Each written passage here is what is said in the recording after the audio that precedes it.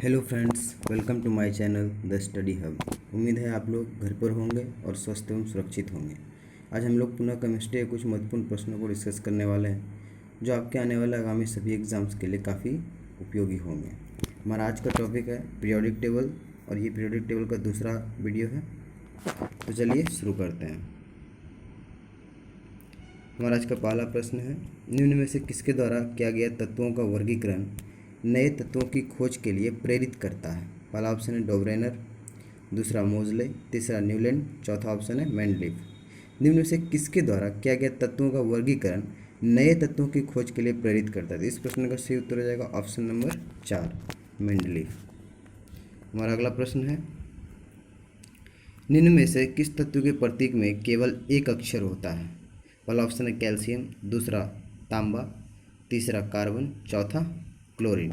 इस प्रश्न का सही उत्तर होगा ऑप्शन नंबर 3, कार्बन, क्योंकि कार्बन के जो प्रतीक होते हैं उसमें सिर्फ सी से डिनोट किया जाता है। बाकी कैल्शियम को Ca से, तांबा को Cu से और क्लोरीन को Cl से। तो हमारा अगला प्रश्न होगा, मेंडलीफ की आवर्त सारणी किस ईस्वी के दौरान एक जर्मन पत्रिका में प्रकाशित हुई थी?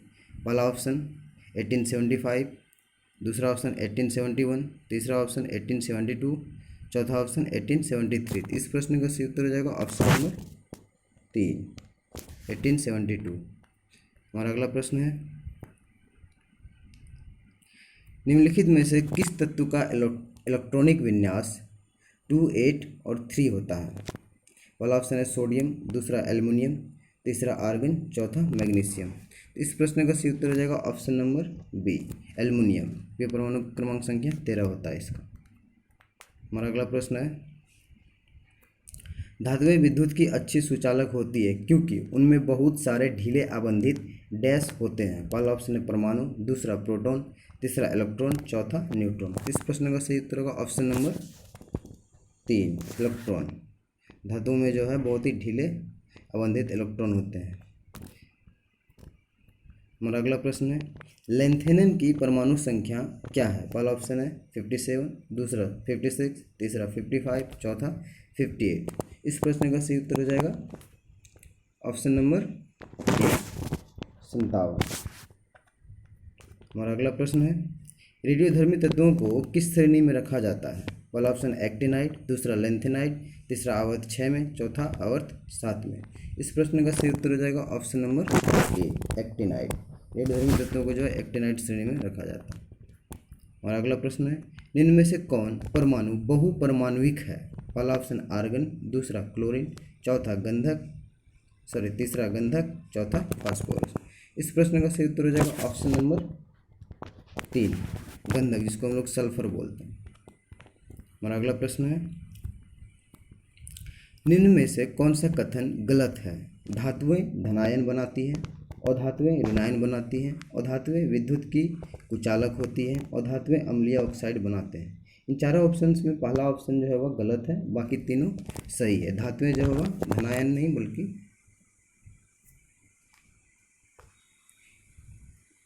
अधातुएं धनायन नहीं बल्कि ऋणायन बनाती है। इस प्रश्न का सही उत्तर हो जाएगा ऑप्शन नंबर ए। हमारा अगला प्रश्न होगा, आवर्त सारणी के चौथे आवर्त में कितने तत्व उपस्थित होते हैं? आवर्त सारणी के चौथे आवर्त में कितने तत्व उपस्थित होते हैं?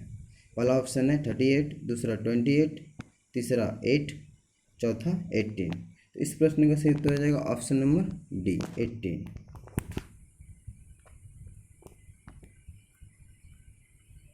हमारा अगला प्रश्न है, आधुनिक आवर्त सारणी के वर्ग 1 के तत्वों को क्या कहा जाता है?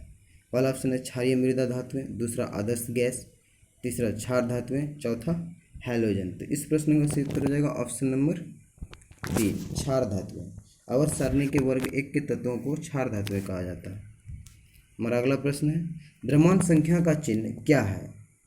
पहला ऑप्शन है ए, दूसरा एन, तीसरा एम, चौथा जेड। इस प्रश्न का सही उत्तर हो जाएगा ऑप्शन नंबर 4, जेड। द्रव्यमान संख्या जो हम लोग जेड से डिनोट करते हैं। हमारा अगला प्रश्न है, किस वैज्ञानिक ने उत्प्रेरक के रूप में प्लेटिनम पर पहला अवलोकन किया? पहला ऑप्शन है न्यूलैंड, दूसरा मोजले, तीसरा डोब्रेनर, चौथा मेंडलीफ।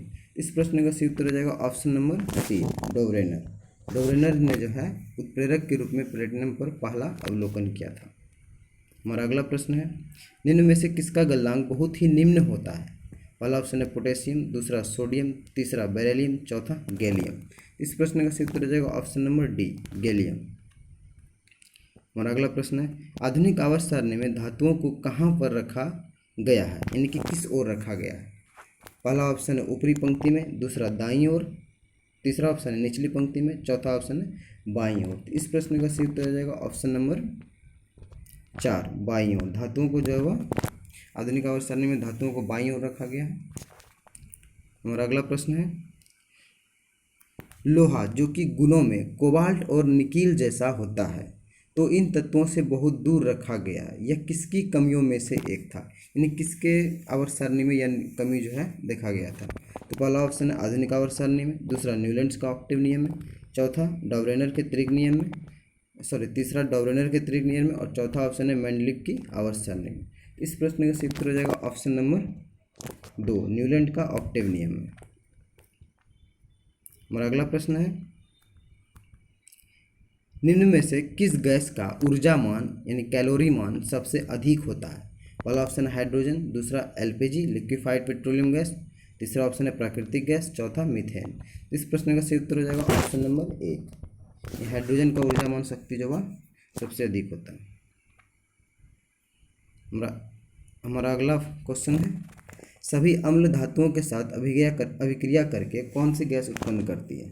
पहला ऑप्शन है कार्बन डाइऑक्साइड, दूसरा हाइड्रोजन, तीसरा नाइट्रोजन, चौथा ऑक्सीजन। तो इस प्रश्न का सही उत्तर हो जाएगा ऑप्शन नंबर 2, सभी धातुएं जो है वह हाइड्रोजन गैस के साथ अभिक्रिया करके सभी अम्ल धातुओं के साथ अभिक्रिया करके हाइड्रोजन गैस उत्पन्न करती है। हमारा अगला प्रश्न है, जब एक धातु पानी के साथ अभिक्रिया करती है तो कौन सी गैस निकलती है? पहला ऑप्शन ऑक्सीजन, दूसरा नाइट्रोजन, तीसरा क्लोरीन, चौथा ऑप्शन है हाइड्रोजन। इस प्रश्न का सही उत्तर हो जाएगा ऑप्शन नंबर 4, हाइड्रोजन। जब एक धातु पानी के साथ अभिक्रिया करती है तो हाइड्रोजन गैस निकलती है। हमारा अगला प्रश्न है, वनस्पति तेल का हाइड्रोजनीकरण किसका एक उदाहरण है? विस्थापन अभिक्रिया का, मिश्रण अभिक्रिया का, तीसरा ऑप्शन है संकलन अभिक्रिया का, चौथा ऑप्शन है प्रतिस्थापन अभिक्रिया का। इस प्रश्न का सही उत्तर हो जाएगा ऑप्शन नंबर 3, संकलन अभिक्रिया का। हमारा अगला प्रश्न है, कैल्शियम हाइड्रोक्साइड के विलयन से जब कार्बन डाइऑक्साइड गुजरती है तो बनने वाले अवक्षेप का रंग किस प्रकार का होता है? पहला ऑप्शन है स्लेटी, दूसरा काला, तीसरा नीला, चौथा ऑप्शन है सफ़ेद। इस प्रश्न का सही उत्तर हो जाएगा ऑप्शन नंबर 4, सफ़ेद। हमारा अगला प्रश्न है, निम्न में से किस गैस का उपयोग खाद्य पदार्थों को ऑक्सीकृत होने से रोकने के लिए किया जाता है? पहला ऑप्शन है हाइड्रोजन, दूसरा ऑक्सीजन, तीसरा क्लोरीन, चौथा नाइट्रोजन। तो इस प्रश्न का सही उत्तर हो जाएगा ऑप्शन नंबर 4, नाइट्रोजन। हम लोग जो चिप्स वगैरह खाते हैं उसमें भी जो उसका ऑक्सीकृत होने से रोकने के लिए नाइट्रोजन गैस का ही इस्तेमाल किया जाता है। हमारा अगला प्रश्न है, लेड नाइट्रेट को जोरदार ढंग से गर्म करते समय निकलने वाले भूरे रंग की गैस का नाम बताएं। लेड नाइट्रेट को जब जोरदार ढंग से हम लोग गर्म करते हैं तो उस समय निकलने वाले भूरे रंग की गैस का नाम क्या है? पहला ऑप्शन है नाइट्रिक ऑक्साइड, दूसरा नाइट्रोजन डाइऑक्साइड, तीसरा है डाई नाइट्रोजन ऑक्साइड, चौथा ऑप्शन है नाइट्रोजन पेंटो ऑक्साइड। इस प्रश्न का सही उत्तर हो जाएगा ऑप्शन नंबर 2, नाइट्रोजन डाइऑक्साइड। हमारा अगला प्रश्न है, O2 का आणविक द्रव्यमान कितना होता है, यानी ऑक्सीजन का आणविक द्रव्यमान कितना होता है? पहला ऑप्शन है 32, दूसरा 64, तीसरा 8, चौथा 16। इस प्रश्न का सही उत्तर हो जाएगा ऑप्शन नंबर 1, 32। ऑक्सीजन का आणविक द्रव्यमान जो है 32 होता है। हमारा अगला प्रश्न है, सफ़ेद फास्फोरस को किसमें संग्रहित किया जाता है? पहला ऑप्शन ऑक्सीजन, दूसरा हाइड्रोजन, तीसरा पानी, चौथा शराब। इस प्रश्न का सही उत्तर हो जाएगा ऑप्शन नंबर 3, पानी। सफ़ेद फास्फोरस को जो है पानी में संग्रहित किया जाता है। हमारा अगला प्रश्न है, किन तत्वों के बाह्यतम कोश में 7 संयोजक इलेक्ट्रॉन होते हैं?